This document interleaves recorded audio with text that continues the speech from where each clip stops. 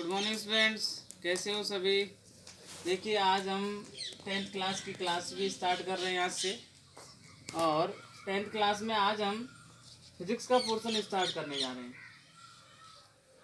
तो सबसे पहले घर पर रहिए और सेफ रहिए, लॉकडाउन का टाइम चल रहा है अभी। ओके, तो इस फिजिक्स में सबसे पहले पॉइंट हम पढ़ने जा रहे हैं आज, इलेक्ट्रिक करंट या बोलते हैं हम इसको इलेक्ट्रिसिटी। तो इसको हिंदी में बोलते हैं विद्युत धारा। क्या बोलते हैं इसको? विद्युत धारा। तो विद्युत धारा या इलेक्ट्रिक करंट की जो शुरुआत है वो कहाँ से मानी जाती है? इलेक्ट्रिक चार्ज से। इलेक्ट्रिक चार्ज में विद्युत आवेश। तो सबसे पहले हमें विद्युत आवेश को समझना पड़ेगा। तो इसको हम जनरली वे में समझें सबसे पहले। तो हम क्या करते हैं, एक सिंपल एग्जांपल से समझते हैं इसको।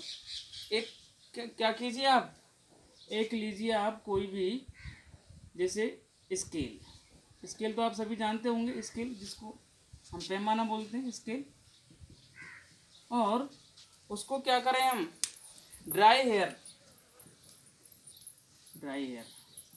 कहने का मतलब उस कंघे को सूखे बालों में अगर हम रगड़ते हैं तो आपने देखा होगा वो क्या करता है, जो कागज़ के पार्टिकल्स होते हैं, छोटे छोटे कागज़ के टुकड़े, तो वो स्केल क्या कर लेता है, उनको अट्रैक्ट करना स्टार्ट कर देता है। दैट मीन्स हमने क्या किया, उस स्केल को बालों में जैसे रगड़ा था, तो उस रगड़ने से, रब करने से उस पर क्या गया, एक ऐसी प्रॉपर्टी आ गई या ऐसा कोई गुण आ गया इस स्केल पर, जिसके कारण वो जो कागज़ के पीसेस हैं, छोटे छोटे कण हैं, उनको क्या कर रहा है, अट्रैक्ट करना है।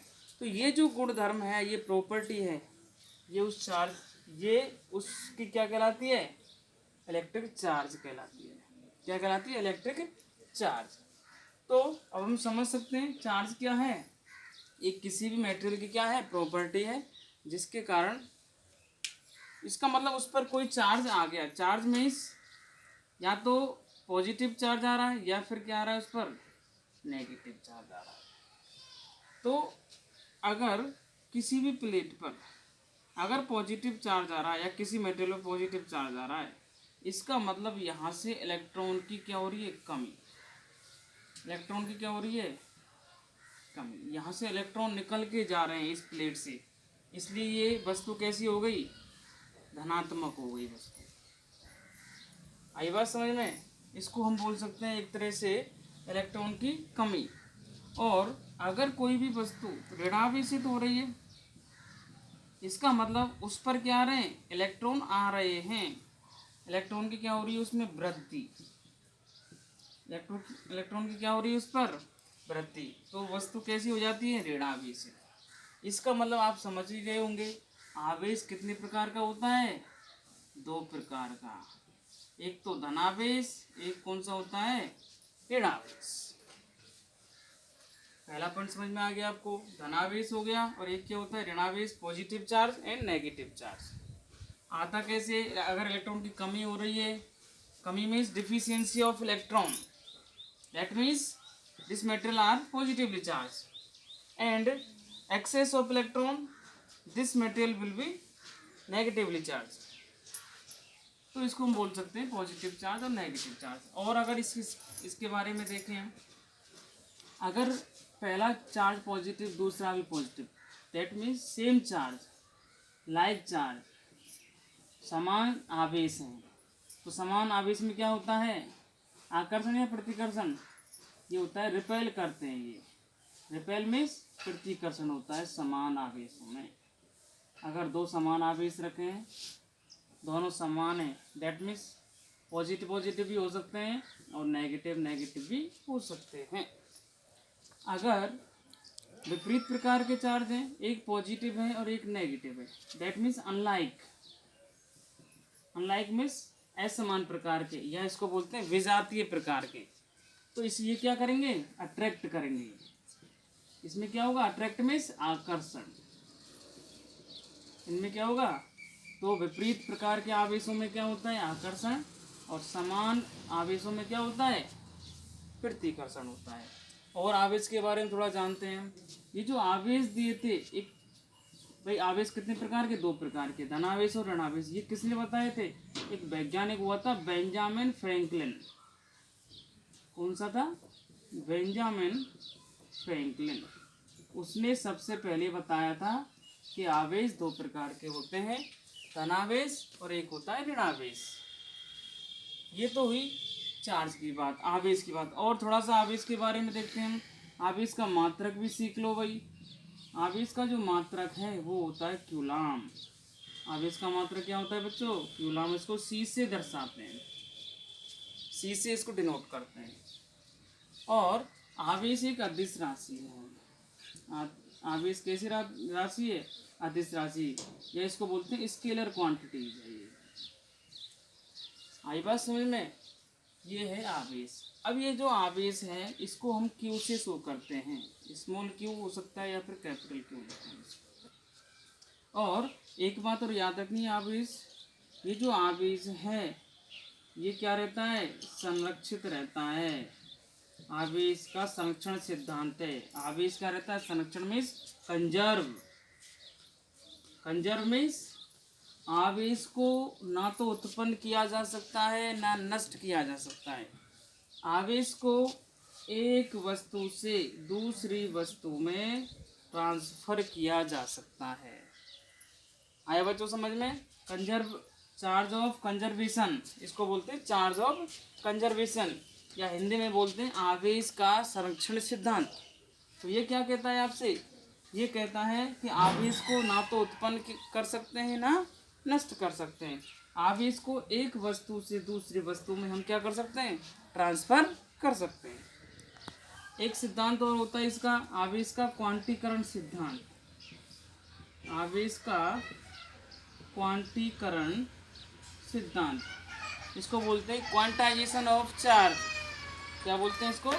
Quantization of charge. इसको बोलते हैं Q बराबर plus minus n e. Q बराबर plus minus n e. N यहाँ पर है नंबर ऑफ इलेक्ट्रॉन, तो एन क्या है यहाँ पर? Number of electron. और ई का मान आप जानते हो, इलेक्ट्रॉन पर चार्ज कितना होता है? 1.6 गुणा 10⁻⁻19 कूलम। तो इलेक्ट्रॉन पर चार्ज कौन सा होता है? आवेश नेगेटिव चार्ज। इलेक्ट्रॉन पर कौन सा चार्ज पाया जाता है? Negative charge. जबकि प्रोटॉन पर कौन सा आवेश पाया जाता है? धनावेश, पॉजिटिव चार्ज होता है। और न्यूट्रल विदाउट चार्ज, उस पर कोई भी आवेश नहीं पाया जाता है। तो ये है प्रॉपर्टी किसकी? थोड़ी मोटी आवेश की। आवेश के बारे में हमने यहाँ से सीख लिया कुछ, और अब हम आवेश के बारे में थोड़ी और जानकारी लेते हैं। कैसे? आवेश के बारे में हम देखते हैं, अगर ये चार्ज आपका चार्ज क्या है? स्टैटिक है। स्टैटिक मीन्स स्थिर है। अगर आवेश या चार्ज स्थिर है तो क्या होगा? यहाँ से करंट उत्पन्न नहीं होगी। कहने का मतलब है करंट के लिए आवेश को क्या होना चाहिए? मोशन। मोशन में गतिशील। आवेश का गतिशील होना जरूरी है, तभी उस वायर में या तार में क्या उत्पन्न होगी? करंट उत्पन्न होगी। तो आवेश को अगर हम गतिशील करवा दें या चार्ज को हम मोशन में लेके आ जाएं, तो हम बोल सकते हैं उस तार के अंदर करंट फ्लो हो रही है। और अगर किसी कंडक्टर में चार्ज आपका क्या है? स्थिर है, तो उसको हम क्या बोलते हैं? स्थिर विद्युत बोलते हैं। उसको क्या बोलते हैं हम? स्थिर विद्युत, जिसको बोलते हैं इलेक्ट्रोस्टैटिक्स। ये पार्ट आप 12th में पढ़ोगे। ये वाला जो पार्ट है स्टैटिक करंट वाला, या इसको बोलते हैं इलेक्ट्रोस्टैटिक्स, ये वाला कहाँ पढ़ोगे आप? 12th में पढ़ोगे। हालांकि ये वाला भी पार्ट पढ़ोगे 12th में।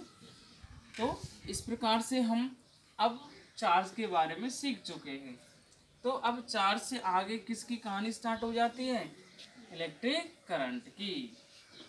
अब हम चलते हैं करंट के पास। तो करंट के लिए आपने सीखा था, क्या सीखा है करंट के लिए आपने? कि चार्ज का फ्लो होना जरूरी है। करंट के लिए क्या होना जरूरी है भाई, इसलिए इसको बोल रहे हैं हम इलेक्ट्रिक करंट।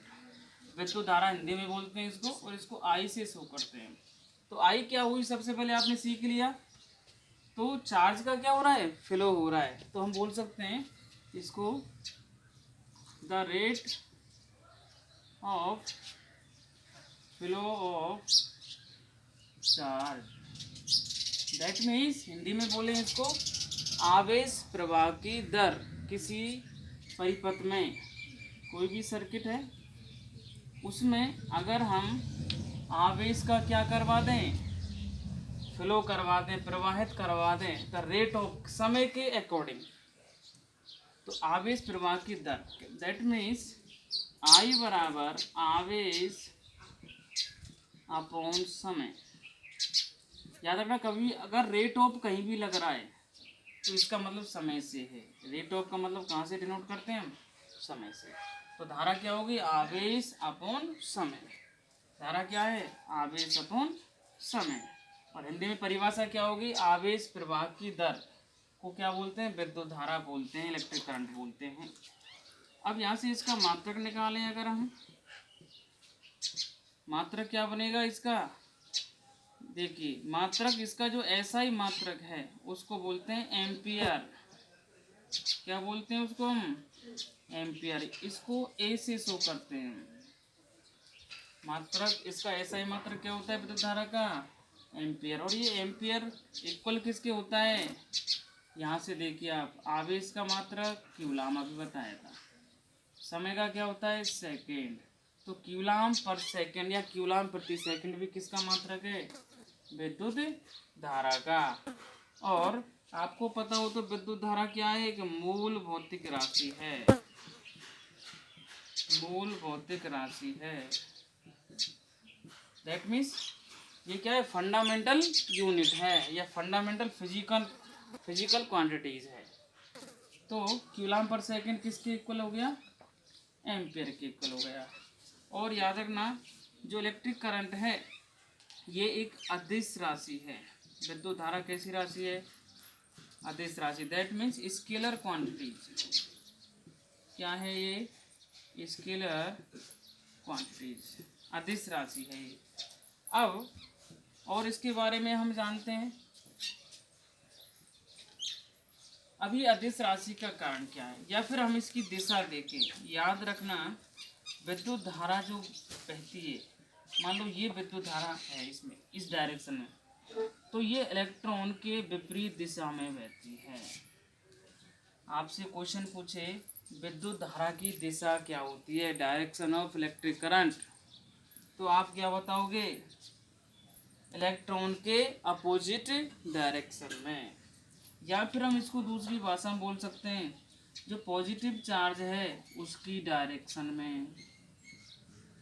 अगर नेगेटिव चार्ज है तो उसके विपरीत दिशा में।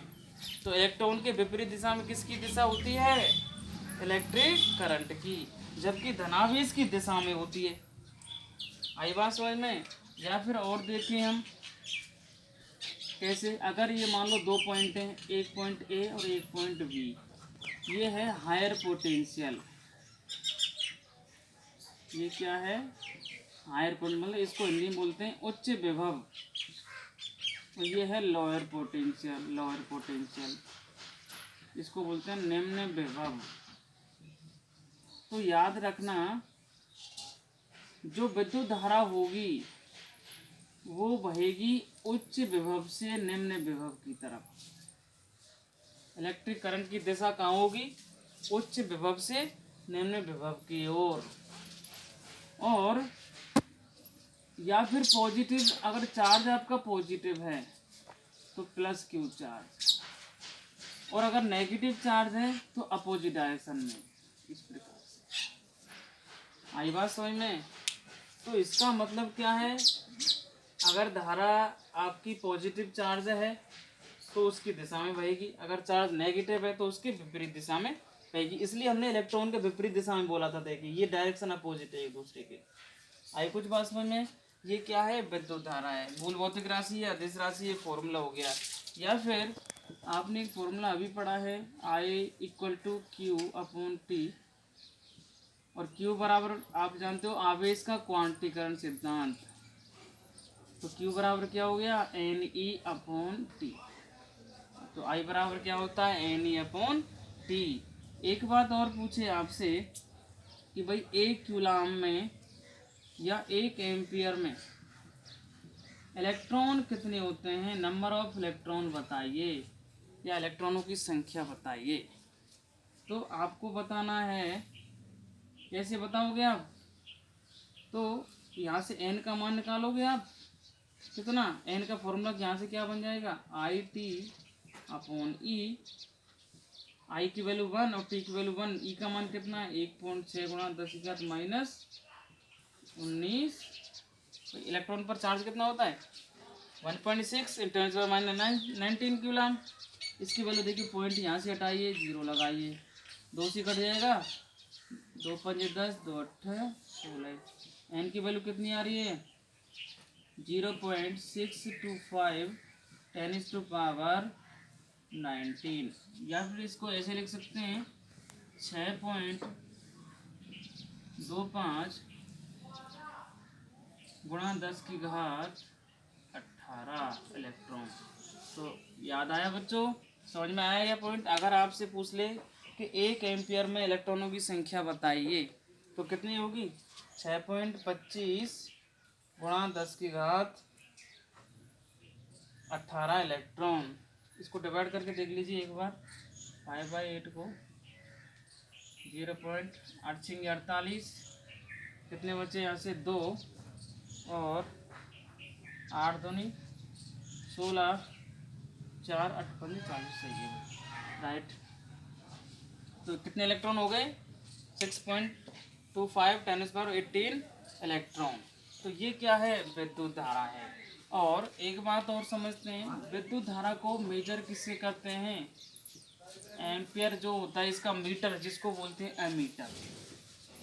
विद्युत धारा को किससे मापते हैं, एमीटर से। विद्युत धारा को किससे मापा जाता है, एमीटर से मापा जाता है। एक बात और याद रखनी है आपको, परिपथ में ये कैसे लगाया जाता है मीटर, श्रेणी क्रम में। परिपथ कैसे जोड़ा जाता है, सीरीज में जोड़ा जाता है। और इसको मेजर किससे करते हैं, एमीटर से। तो एक बार बच्चों इसको देखो, इलेक्ट्रिक करंट को, और आपको कोई भी अगर कमी लगती है तो कमेंट करो, और अच्छा लगे तो लाइक एंड शेयर कीजिए। Thank you.